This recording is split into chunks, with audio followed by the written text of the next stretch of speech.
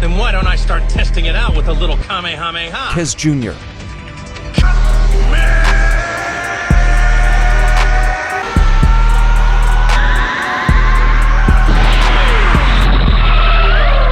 I'm not gonna lie to y'all though, I never seen Dragon Ball Z. No hate against anime. I do dabble a little bit. I've seen all of Hunter x Hunter, all of Death Note. Those are my two favorites. I'd love to make like a Death Note inspired Miami Heat skit one day, but that's besides the point. Today, we're here to talk about Jaime Jaquez Jr., who can finally officially be traded. I don't want to say finally, like I want to get rid of him. I do love Jaime. We'll get into that a little bit later, but of course he signed his rookie deal on July 1st. He could not be traded for 30 days, and that would be today, July 31st, as something that I've had million comments in the last month let me know that he can't be traded. I knew that. Now, he could have always verbally been traded, like a trade could have been verbally agreed to, but today is the day that can finally be official. Now, why is that interesting? Well, because there's reports saying that Portland was apparently interested in Jaime Jaquez Jr. as a prospect prior to the draft. This is a quote from Sam Vinici of The Athletic, who said, "It wouldn't surprise me if the Blazers do want Jaquez. I don't know for sure, but I did hear his name a bit with Portland pre-draft. It wouldn't surprise me if they value Jaquez the same way they valued Chris Murray pre-draft. As an older player, he brings stability." So to me, that begs the question, is that a part of the reason Miami drafted him? Were they maybe playing chess? Were they thinking 3 moves ahead and saying, hey, we know Dame might want to ask out. We heard Portland is pretty high on this Jaquez kid. Should we maybe take him and use him as a trade chip that can help us get Dame down the line? I don't know. I think it's potentially that was some of their mindset, but I do also think that they just love Jaime Jaquez Jr. as a player.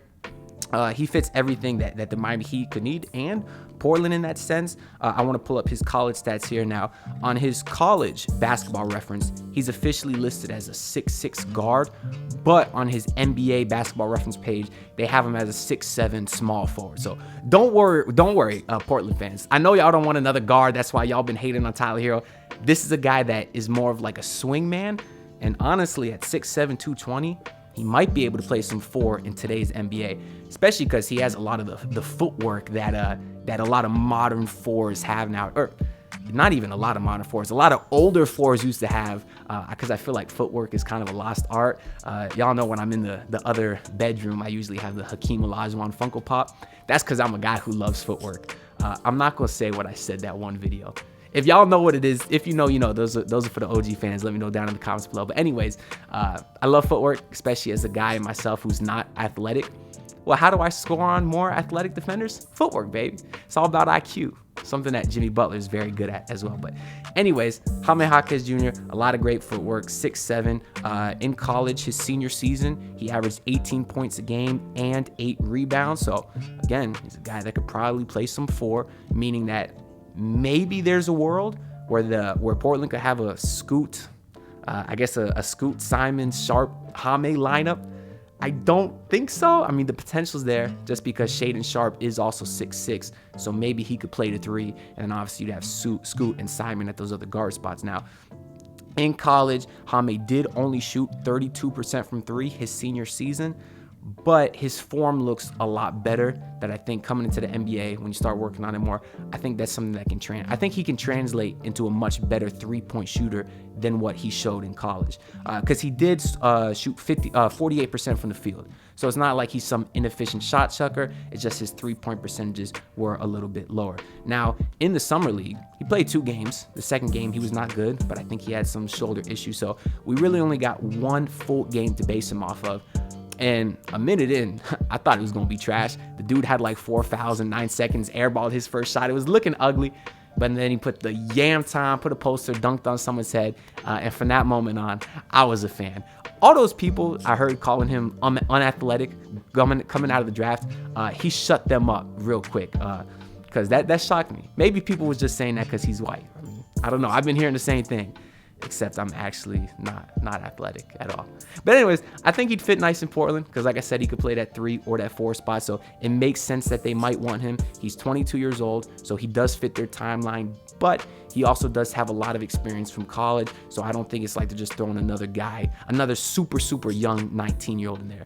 You know, maybe he can help be some sort of leadership in that locker room to the younger guys, because he does, he's been in the game longer than a guy like Scoot Henderson, for example. But I would also love him in Miami for basically all of those same reasons. That he could also use like a backup swingman like that, a backup scorer.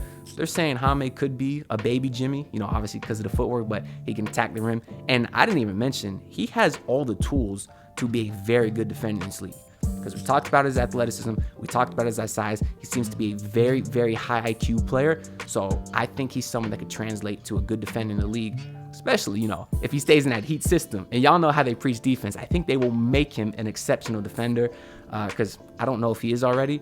The only clips I really seen him playing defense was that one summer clip from like a year ago where he was playing Paul George and Paul George was cooking him. But anyways, I'm not basing my Jaime Jaquez scouting off of that, because he's certainly not a guy that I watched a lot of in summer league. But I'd love him in Miami. He seems to be fitting the culture really well. Also, he was on Paul George's podcast, and he said that the first person he reached out to was UD. You get a chance to talk to anybody on the Heat yet? Yeah, I think the one, UD or Udonis Haslem, man, I reached out to him, let him know he's the OG of Miami Heat, so I felt it was only right for me to reach out to him, let him know I'm excited to be there. Yeah, he did it right. Part of the organization, Check in. That's check in. I'm like, I'm good. Yeah, I got to check in with him, so, hopefully we go grab some lunch when I get out to Miami. But like I said, man, I just couldn't be more happy, excited to, live out my dream. And you gotta love that. You gotta love seeing the young guy respect the OG, because a lot of people nowadays don't respect Udonis Haslem. I just dropped a video about that a couple days ago where I was reminiscing about UD, because he's been a true inspiration to me, and you will never hear me say a disrespectful thing about that man. If he wants to come back to Miami and sign a minimum deal, he can. Go cut Jamari Bouye. I don't care. Shout out to Jamari Bouye, though. I do like him, so I don't want to slander his name like that. But like I was saying too, it does seem like Jaime has a good head on his shoulders. He is aware of all these trade rumors and stuff going on. He actually did sit down with Ira Winderman and address the Dame trade possibilities. And basically Jaquez said, it's part of the job. It happens quick. Things happen. This is a business. It is what it is, but I'm trying to stay positive right here. My focus is on the Miami Heat, and I'm just putting all my focus there. So that's something that I think that's really well said by the young guy. And I have to think, yeah, I can call him young because he's younger than me too, man.